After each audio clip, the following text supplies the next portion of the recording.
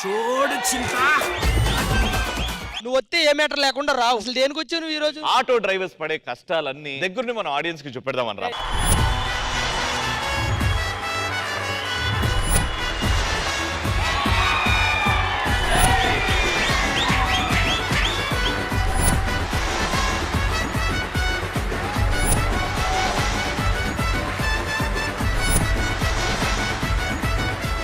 నేను 2 సంవత్సరాల నుంచి ఆటో కొని అరుస్తున్నా, నా బండ్లు ఎవరెక్కట్లేదురా. అయినా ఆటోనికి మంచి కొటేషన్ రాస్తే కస్టమర్లు వచ్చి ఆటోమేటిక్ ఎక్కుతారు. రాశాను రా. ఏమని రాశావు? లోకంలో లేవు కాకులు, నా ఆటోకు లేవు బ్రేకులు. ఎందుకు ఎక్కుతారా? బ్రేకులు ఏమన్నా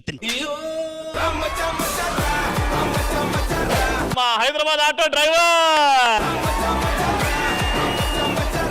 నేను 18 ఏళ్ల నుంచి ఆటో నడుపుకొని 2 పిల్లల్ని చూసుకుంటున్నాను. నేను 2014 నుంచి నేను స్టార్ట్ చేసానండి ఆటో వేయడం.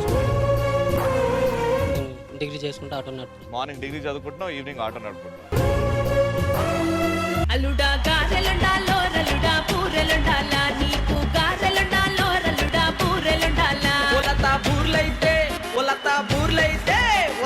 బూర్లైతే పొలమంటే గారెలుండతో నా మీద ఎంత ప్రేమంతా.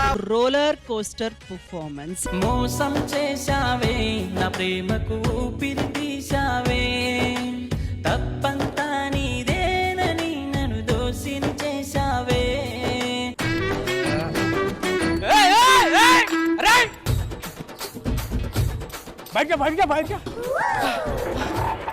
ఎటు? అరే తమ్ముడు ఎటు?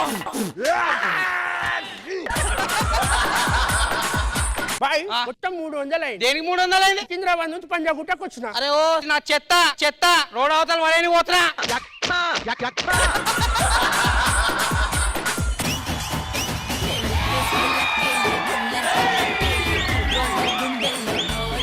స్టేజ్ దద్దరెళ్ళిపోయింది.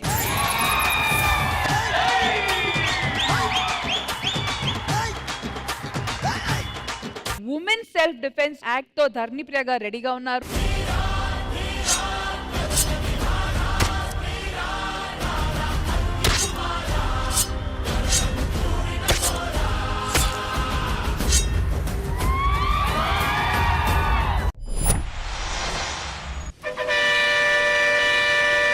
Sir auto sir.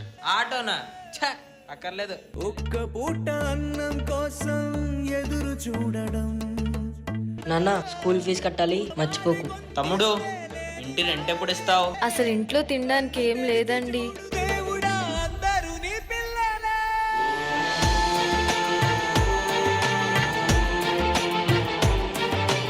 ఈ డబ్బులతో నా కొడుకు స్కూల్ ఫీజు కట్టొచ్చు. 6 నెలల నుండి ఆటో ఫైనాన్స్ కట్టకుండా తప్పించుకొని తిరుగుతున్నాం. ప్లీజ్ సార్, ఇంట్లో నా కొడుకు ఆకలితో ఉన్నాడు సార్, ఇంటి రెంట్ కట్టాలి సార్.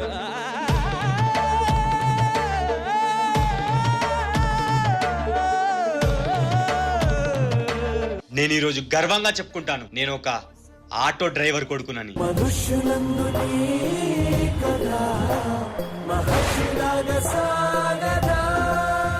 మా ఆయన చనిపోయి 18 ఏళ్ళు అయింది. అప్పటి నుంచి నేను ఆటో నడుపుతున్నానండి. ఈ అప్పులు నెలసరికి వడ్డీలు ఇవన్నీ నువ్వు సస్తే చావు కానీ మా డబ్బులు ఇవ్వండి.